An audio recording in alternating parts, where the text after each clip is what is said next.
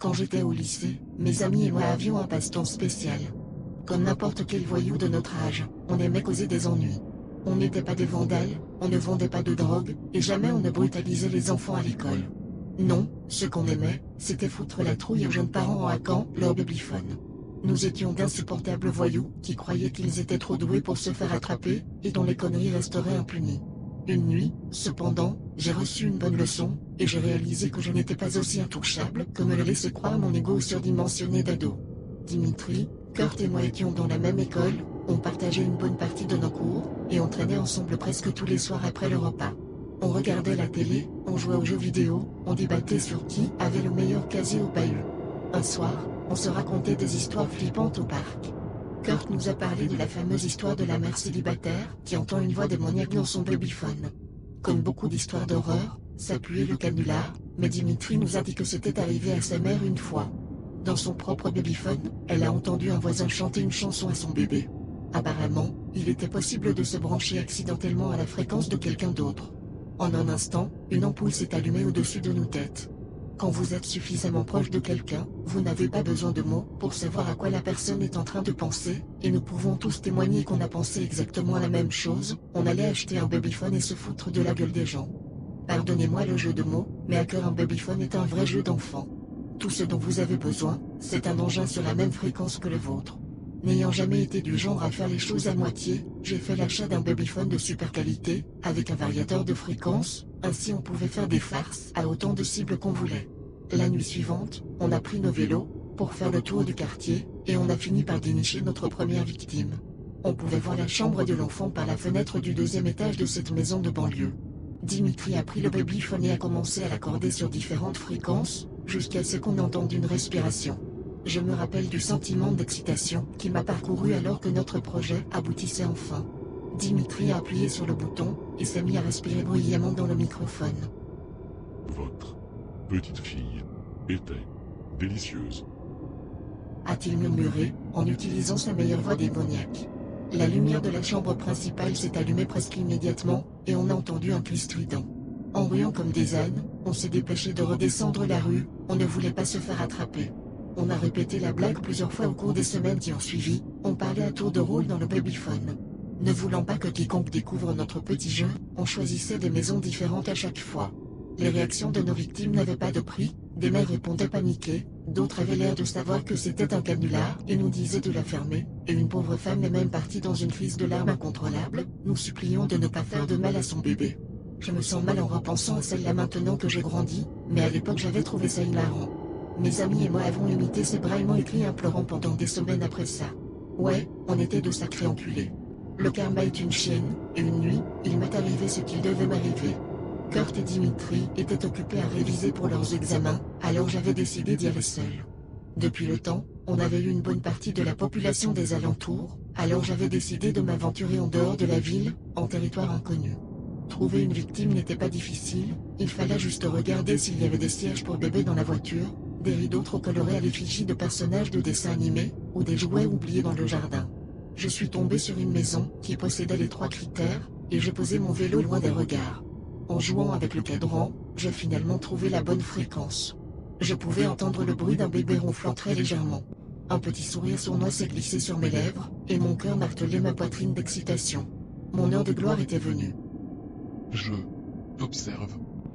Ai-je murmuré dans le babyphone, avec la voix la plus flippante que j'étais capable de prendre. La maison est restée sans lumière ni signe de vie. J'ai supposé que les propriétaires de la maison ne m'eussent pas entendu. Je suis au-dessus de votre lit. Je vous regarde en attendant de m'occuper de vous. Ai-je dit, un peu plus fort cette fois. Rien. Juste le son des criquets, et occasionnellement, le grondement sourd d'une voiture qui passait dans la rue. C'était un peu bizarre, d'habitude les parents réagissaient plus rapidement que ça. Je commençais à me sentir nerveux, et un peu exposé. Vous savez, comme quand vous vous rendez soudainement compte qu'il va se passer quelque chose. Il se faisait tard, et la route pour rentrer chez moi était longue.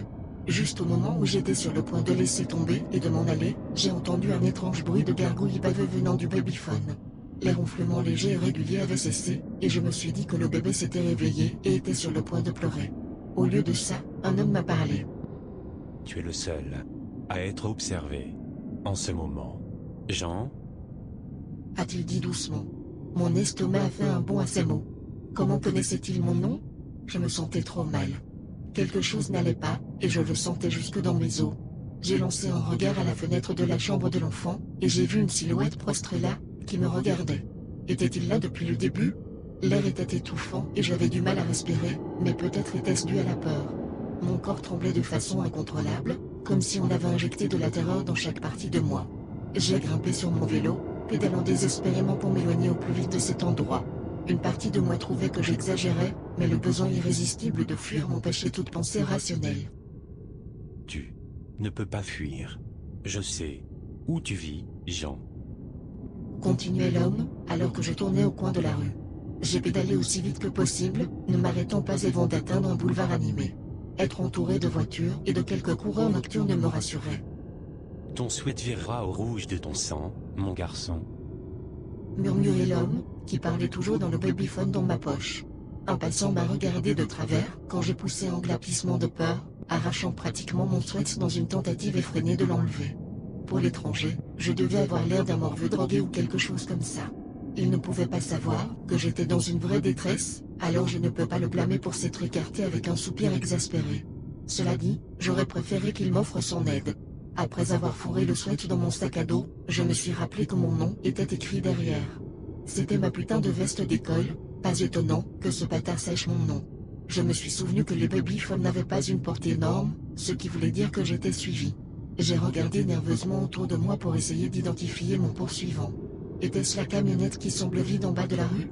Ce gars qui promenait son chien? La voiture qui venait de passer? De toute façon, la dernière chose que je voulais était entendre de nouveau cette voix, alors j'ai éteint l'appareil, et j'ai roulé en direction de ma maison.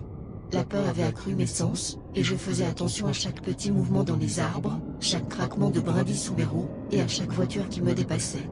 Je sursautais à chaque fois que quelqu'un s'approchait, terrifié à l'idée que ce type me retrouve. Heureusement, je suis rentré à la maison sans incident. J'ai rangé mon vélo dans le garage et me suis traîné dans les escaliers jusqu'à ma chambre.